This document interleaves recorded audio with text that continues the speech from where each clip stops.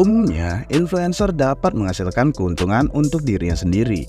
Kita sebagai penggemar hanya bisa menontonnya melalui layar kaca dan mungkin tidak kecipratan keuntungan tersebut. Bagaimana jika kita telah mensupportnya sejak awal sebelum mereka terkenal hingga menjadi sangat terkenal? Lantas, apa yang kita dapatkan? Oke, ini dia. Dengan Friendtech, kalian bisa mendapatkan keuntungan dengan menjadi early supporter kepada tokoh-tokoh tertentu yang kalian percayai bisa naik daun dan mempunyai impact yang positif. Setelah mengalami adopsi yang luar biasa dengan waktu yang sangat singkat, salah satu platform yang inovatif yang berada di dalam jaringan Base ini mengalami perkembangan yang sangat pesat. Hari ini kita akan menyelam lebih jauh mengenai apa itu Friendtech, perkembangan Friendtech, ekosistem Friendtech, kompetitor Friendtech, dan kelebihan dan kekurangan dari Friendtech. Oke, let's go!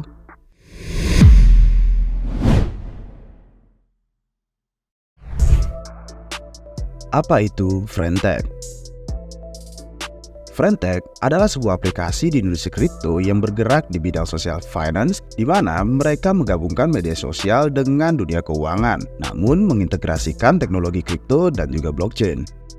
Tujuan utama dari Friendtech mempermudah monetisasi influencer agar tidak hanya influencer yang bisa mendapatkan keuntungan, tapi juga para pendukungnya.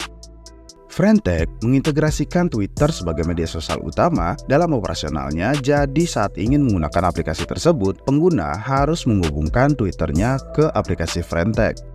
Langkah influencer menghasilkan uang adalah dengan menghubungkan Twitternya, lalu membuat sebuah kolom chat private yang bisa diakses dengan cara membeli akses yang dinamakan sebagai kunci. Kunci ini dapat dibeli menggunakan ETH, dan penghasilan dari kunci yang dibeli oleh pendukung influencer tersebut nantinya akan dibagi antara Friendtech dan influencer, di mana 50% diambil Friendtech dan dialirkan ke Friendtech DAO, dan sisanya 50% lagi disimpan oleh influencer. Di luar pembagian tersebut, Friendtech juga mengenakan biaya 10% tambahan kepada pembeli kunci. Jadi, jika ada kunci senilai 1 ETH, pembeli harus membayar 1,1 ETH. Kunci ini bukan hanya sebagai akses private chat, tapi kunci ini bersifat sebagai saham terhadap nama atau kesuksesan influencer tersebut. Jadi, kunci ini bisa berubah harganya, bergantung pada pembelian dan penjualnya, di mana jika semakin banyak yang beli, maka semakin tinggi harganya, dan begitupun juga sebaliknya. Pengaruh transaksi beli dan jual bergantung pada ketenaran dari influencer tersebut. Karena semakin tenar influencer tersebut, maka kemungkinan akan lebih banyak yang membeli kunci dari influencer tersebut. Transaksi beli juga berpengaruh pada konten yang dibagikan oleh influencer di kolom chat private tersebut. Karena semakin menarik dan bermanfaat, maka semakin banyak orang yang mempromosikan kontennya, sehingga akan semakin banyak yang ingin membeli kunci akses ke kolom private tersebut. Jadi, jika kalian menjadi early supporter, kalian bisa mendapatkan keuntungan saat harga kunci tersebut naik. Kalian bisa menjual dan mendapatkan keuntungan dari penjualan kunci tersebut. Perlu diketahui juga bahwa Friendtech belum memiliki token sendiri yang membuat seluruh transaksi dilakukan dalam ETH. Sampai sekarang, belum ada informasi resmi terkait kapan Friendtech akan menerbitkan token mereka sendiri karena Friendtech tidak memiliki roadmap yang pasti. Tetapi banyak ada rumor airdrop mengenai Friendtech ini. Aplikasi ini dibangun pada jaringan blockchain Base milik si Coinbase, blockchain layer 2 Ethereum baru yang sedang tenar beberapa pekan akhir ini. Tim di balik Friendtech adalah individu yang anonim dengan nama samaran mereka yaitu OX Racer dan juga ShrimpPP. Hingga saat ini masih belum diketahui secara resmi siapa saja individu dalam tim di balik Friendtech ini. Namun yang diketahui adalah kedua individu tersebut memiliki pengalaman di industri aplikasi media sosial kripto termasuk Steelcam dan TweetDAO.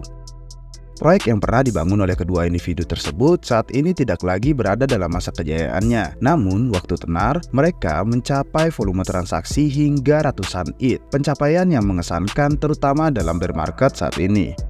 Selain kedua individu tersebut, yang diketahui saat ini adalah Friendtech masuk dalam bimbingan Base, sehingga tim di balik Friendtech tidak sepenuhnya anonim, dan ada beberapa individu di Base yang seharusnya mengetahui identitas mereka karena mereka berdua itu kerjasama.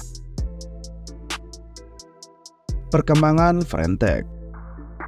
Bimbingan ini terlihat sudah memberikan hasil yang mengesankan. Hanya dalam waktu 1 bulan sejak mereka berdiri di Agustus 2023, Friendtech telah mencatat adanya sekitar 149.000 alamat wallet yang telah membeli kunci mereka. Pengaruhnya di blockchain base juga cukup besar karena 20% pendapatan biaya transaksi atau gas fee dari base dihasilkan oleh Friendtech. Dari sisi bisnisnya sendiri, uang pengguna yang berada di dalam ekosistem Friendtech telah mencapai lebih dari 32 juta dolar atau sekitar 491 miliar. Angka yang mengesankan untuk dicapai bisnis yang baru beroperasi hanya dalam 1 bulan.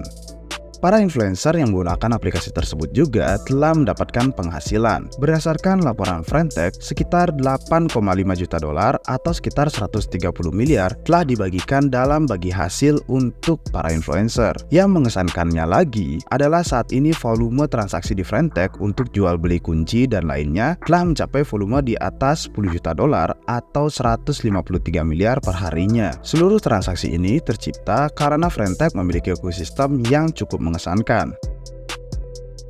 Oke, selanjutnya kita akan membahas mengenai ekosistem dari Friendtech.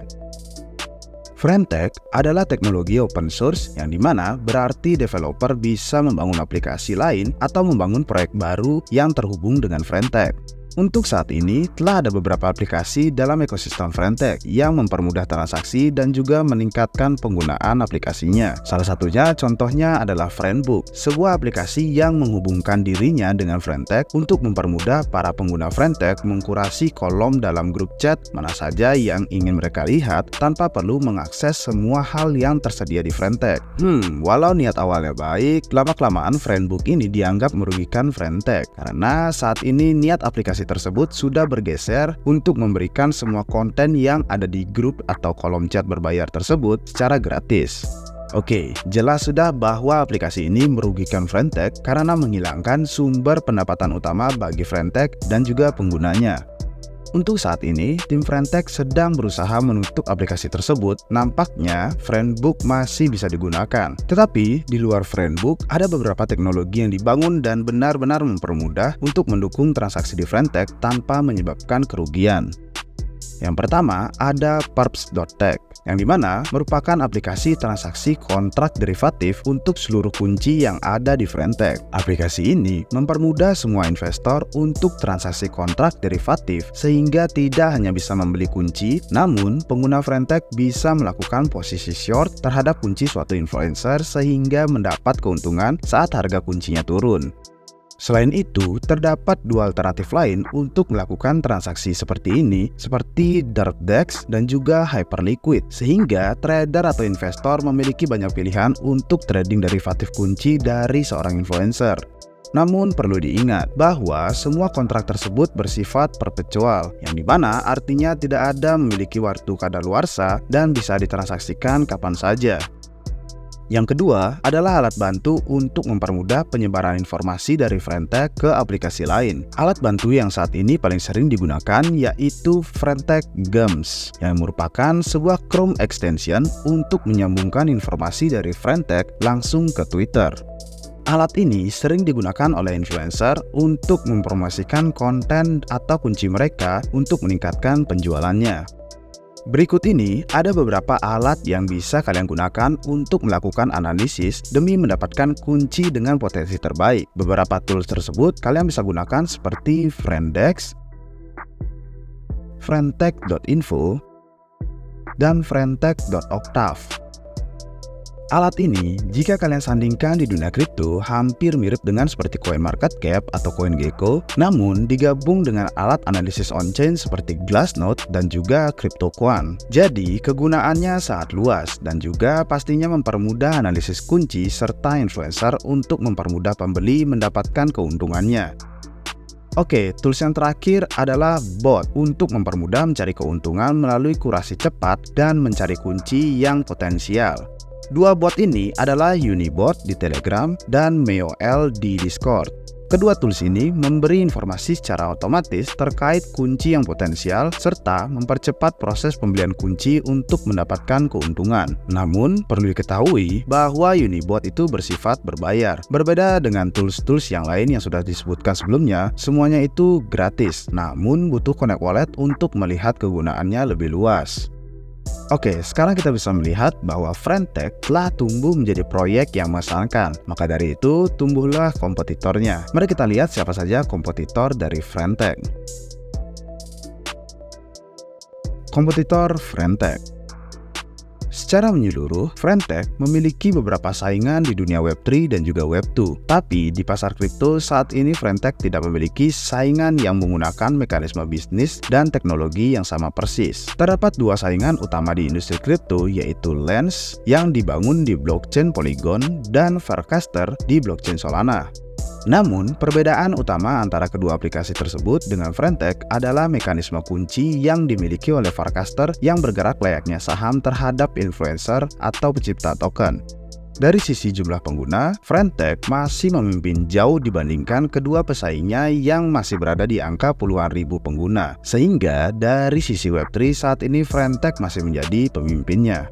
Jika dari industri Web3, mungkin kita bisa melihat seperti OnlyFans, YouTube Member, dan Patreon yang dimana jumlah penggunanya telah mencapai angka jutaan hingga miliaran pengguna.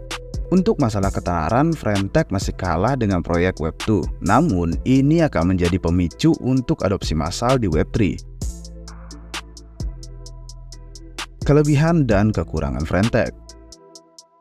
Sebagai rangkuman, saat ini Friendtech memiliki beberapa kelebihan di mana utamanya adalah mempermudah influencer untuk menghasilkan uang bersama dengan pendukungnya.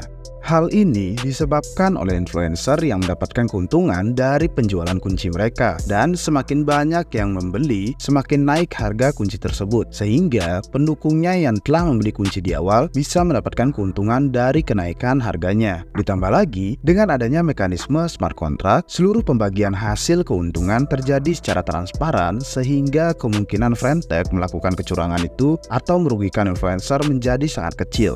Ekosistem teknologi Friendtech juga terlihat lengkap dengan adanya seluruh infrastruktur yang mendukung penyimpanan data, transaksi kripto, dan kurasi konten media sosial untuk pengguna dan juga si pencipta.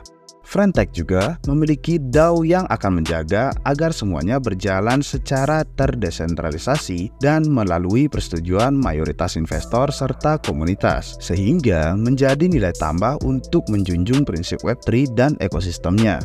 Sayangnya, terdapat beberapa kekurangan yang bisa menghambat pertumbuhan dari si Friendtech ini. Pertama adalah masalah potongan biaya, di mana biaya yang dikenakan oleh Friendtech terlalu besar. Friendtech mengenakan biaya potongan 50% dari pembelian kunci pertama kali. Biaya ini lebih besar dari kompetitornya di dunia Web3 yang dimana mengenakan biaya potongan langganan sebesar 0%. Biaya ini juga lebih besar dari pesaingnya di industri Web2, yaitu OnlyFans hanya mengenakan biaya potongan sebesar 20%, Patreon hanya 5% hingga 12%, iTunes dan Steam hanya 30%, dan YouTube Member hanya sebesar 45%. Kabar baiknya, Friendtech juga memberikan kompensasi dengan adanya biaya marketplace sebesar 10% dari setiap penjualan kedua atau dari resell kunci tersebut, di mana 10% dibagi dua, yaitu 5% pertama untuk Friendtech dan 5% sisanya untuk influencer atau pencipta dari kunci tersebut. Dari sisi teknologi, satu hal yang bisa menjadi kekurangan bagi Friendtech adalah eksploitasi sistem open source. Sistem open source dapat membuka celah untuk pengambilan data secara gratis seperti yang terjadi pada Friendbook. Selain itu, sistem informasi yang terbuka ini membuka celah untuk adanya penciptaan bot yang bisa mengambil keuntungan terhadap kunci yang baru dijual demi membeli dengan harga yang paling murah dan memanfaatkannya menjual kembali di harga yang tinggi. Adanya bot membuka manipulasi harga kunci, sehingga menjadi berbahaya bagi para pengguna Friendtech, terutama pendukungnya si influencer. Selain itu, ada tim dan roadmap yang kurang jelas. Ini akan menimbulkan kekhawatiran terkait masa depan dan kepercayaan terhadap Friendtech. Walau dibimbing oleh BASE, roadmap yang tidak jelas memberikan kekhawatiran apakah ada rencana inovasi lanjutan atau tidak dari Frentech. Selain itu, tim yang anonimus juga membuka kemungkinan tim untuk kabur secara mendadak karena tidak ada konsekuensi apapun melihat namanya yang tidak dipublikasi. Selanjutnya adalah masalah terkait regulasi, di mana kunci dapat diserang oleh regulator terutama di Amerika Serikat karena bergerak layaknya seperti saham, namun tidak di bawah regulasi pemerintah. Jika pemerintah memutuskan untuk melarang transaksi kunci tersebut, Frentech bisa mengalami hambatan bisnis karena secara hukum kunci memiliki karakteristik seperti saham. Masalah ini ditanggapi Frentech dengan mengubah namanya menjadi kunci yang sebelumnya adalah shares. Hingga saat ini masih belum ada singgungan permasalahan terkait regulasi akan hal ini. Yang terakhir adalah masalah kepercayaan, karena pada akhir Agustus 2023 ada dugaan bahwa data pengguna mengalami kebocoran. Dugaan ini langsung ditanggapi oleh Frentech dengan menyatakan bahwa tidak ada kebocoran data dan semua data yang bisa dilihat memang data publik pada blockchain. Oke, secara menyeluruh Frentech adalah inovasi baru yang dapat bertumbuh pesat terutama di era media sosial saat ini. Melihat teknologinya yang masih baru, Frentech masih memiliki ruang untuk terus berkembang dari sisi keamanan dan masih memiliki banyak cara untuk terus meningkatkan kepercayaan terhadap proyeknya. Oke guys, gimana menurut kalian? Menarik nggak proyek Frentech ini? Apakah social finance akan tenar di masa depan? Berikan komentar kalian di bawah ya. So, thank you guys sudah nonton sampai akhir. Jangan lupa like dan subscribe biar kalian gak ketinggalan konten-konten menarik lainnya dari Republik Rupiah. Sampai jumpa di video-video selanjutnya. Cheers!